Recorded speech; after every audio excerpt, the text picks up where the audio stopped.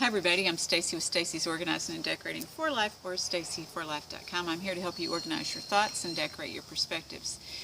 So this is going to be our final video on the series of grief. So today we're going to talk about life and death and the dash, the mysteries of life and death, kind of just sum everything up. So if you like that, that's going to be our topic today. Please hit the like and subscribe button below if you haven't already, and remember to hit that bell for notifications in case I sneak one in on you. So, I did a lot of research on this topic, because first off, what I was thinking about was before a week or 2 weeks ago, and I know that people's perspectives, thoughts and perspectives have changed in 2 weeks.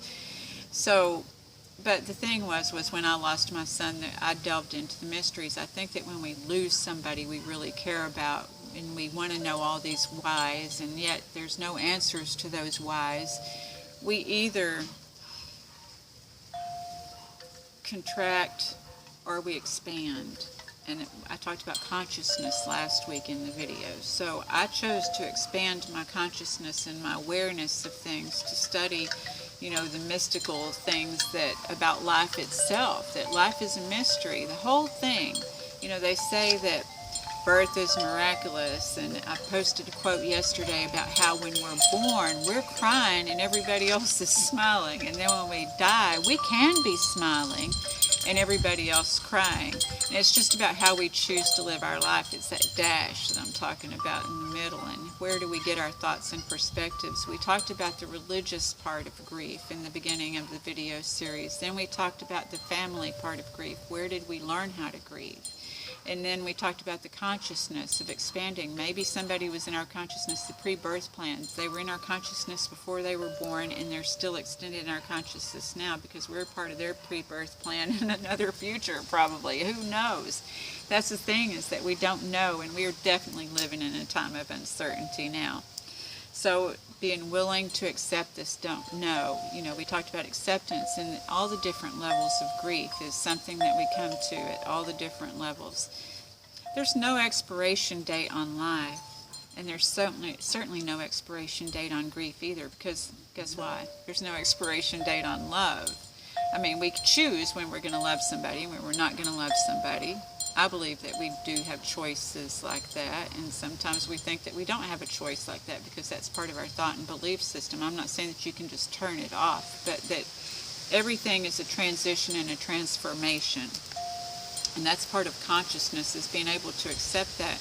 In the Western culture, people don't like to accept those changes like that. I don't understand why. It's a learned behavior because their grandparents and their parents, and so it's a learned behavior. So I'm going to read what Edgar Cayce says about life and death, because some people believe that it's a thing about space and time, that it's just not relevant, So Edgar Cayce says, "In that moment, as in birth, we have the beginning of an earthly sojourn.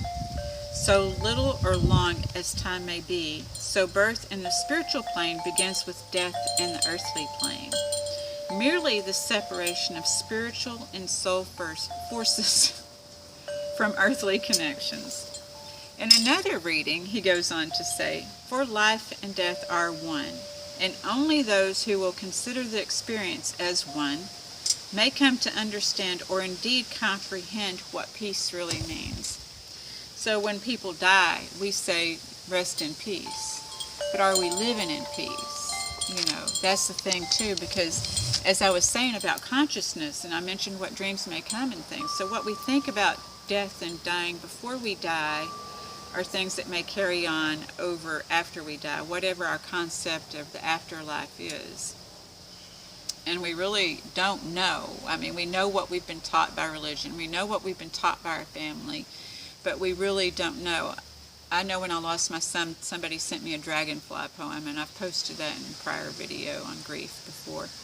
And in the poem it says that all the grub worms underneath the water, that they would wonder what happened when one of the others went up above the water, and nobody ever came back down in the water to tell them, because once they went above the water, they turned into a beautiful dragonfly and had an amazing life of adventure, another life. And so that's what I expressed last week in the consciousness part, is that these souls are having relationships in the outer world. How did they go to the outer world? That's a mystery too. I know for my son, I lost him. I'm checking and looking into numbers. I want to know how the world works, how the universe works. That's what I mean by expansion. I want to know how things work. Am I ever going to get the answers? I don't know, but I enjoy the journey. I enjoy what I'm learning about life itself. I've chose to live. I've chose to live and be informed, so whenever I do take my next travel, I am more informed and I'm more right with my soul. I look at those things inside myself that are flawed, that when I see it in somebody else and I think, oh, I don't like this, and then I think it myself, did you do that, Stacy? Just like me, did you? Okay. And then I can adjust, because I can only adjust myself. I can't adjust somebody else, so those are the things that I work on and that I encourage you to work on, and that's where our dash comes in, because if we're in pain, if we haven't done healing work, we're going to project that onto somebody else. And if we project it onto somebody else, not knowing when their expiration date is, it could be their last date. How many people live in regret of not knowing that was the last date? I know when I was young, I hated to deal with death, period. If I knew somebody was dying, I wasn't going to be around. I just couldn't handle it. But as I've gotten older and I've dealt with death more, and each time probably I've dealt with death, I got a different perspective on it.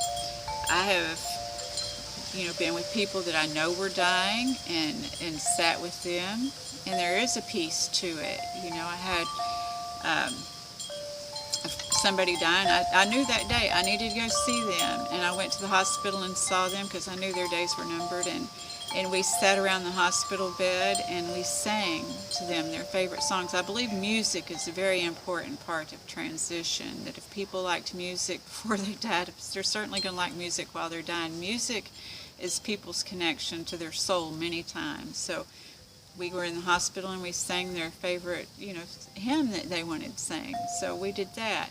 Then another friend, her mom was transitioning, and the day that her mom was transitioning, she couldn't handle her mom's transition, and she called me over to her house, and we didn't know, but there's this divine intelligence, whether you believe in God or not, or the universe or not, there's a divine intelligence that's in sync with everything if we choose to allow it to be. And it just so happened, her blood pressure just dropped. I had to call 911, and I had been talking to her about, are you playing music for your mother? Because her mom was in that transition phase. And she's like, no, she was exactly trying to look up the music to play for her mom, which was revival type music. It was awesome. So she had to go because she couldn't handle it. The whole dynamic worked out to where the spirits, the angels, made it work out to where her blood pressure dropped. She was fine, but her blood pressure dropped. She had to go. And I sat there with her mom, and I had the revival and got to play that music as her mom was transitioning. And it was a good experience for me, but a good experience for Mom, too. It gives me goosebumps now just thinking about it, because I love those people. Sometimes loving people is letting them go, So thank God this is the end of this series. But, and it comes in waves. Grief comes in waves. That's why I think I like being at the ocean so much, because I know that life itself, because grief is a part of life. You're not going to avoid it. And so grief comes in waves. It comes, it goes back. It comes, it goes back, And that's the way everything is, because we get stuck thinking things are going to last forever, but nothing's going to last forever. So the important thing is the dash, enjoying them while you're here, while you can, and expressing your love for people. Look at people in the eye and say, I love you. How long does that take? Most of the time people are busy with their own lives, or in their own business, or they're being upset about something, and they don't even look up. Somebody will say, I love you, and they're just like, I love you, and they don't even look up from what they're doing. Look up and say, I love you, because that may be the last time you see that person, because there are no expiration dates. I'm grateful that I have gotten to do that. I knew when my great-grandma was leaving that was going to be the last time I saw her, and I looked at her eyes and told her I love her, and I've since got to see other people transition. My first serious relationship, I got to see him, and I just was like, I'll see you later, So when he was passing on. That was important that I got to say bye, to people and to tell people that I love you. I'll see you later, because I truly believe that. And how we see them later, if you believe you're going to walk on streets of gold with crowns and stuff, then that's what you're going to do, I suppose. And if you think that you're going to be in a paradise like Cancun, then I guess that's what you're going to do too. It just depends on what you think it's going to be. And it's a lot of how we live our lives now, and so I just, hope that this video series has brought you some healing, brought you some peace, and if you need further assistance on either addiction, codependency, or grief, that's what I do. Is I'm an online life coach, so I haven't had to leave the house anyway, so I'm going to work the way I usually go to work. I might be a little bit messier than normal. I know that some of us are getting to work in our sweatpants and stuff like that, and it's what you get to do today. So I know that that's a part of gratitude. Gratitude is going to be really important in this time. Remember to, breathe. You can't take yesterday's breath today. You can't take tomorrow's breath today, but you can take today's breath today. And you can find something to be grateful for. And so that's what I've done, is done my calendar. I have to do my, gratitude list on my journaling, my calendar, those things that can keep you sane. I'm going to do a vision board, because what's going to happen, hopefully this will be over in 2 months. What do I want to see in 2 months, when we come out of this? So try to stay focused on what's most important to you. If you need me, once again, I'm Stacy at stacyforlife.com or Stacy Reinick on any of the social media, and Stacy's Organizing and Decorating for Life. And I hope that you have a peace-filled weekend, and I hope that you have just peace within your soul. And how do you get to that peace within your soul? If you need help with that, look me up. Okay. And again, much love and many prayers and blessings your way. Bye.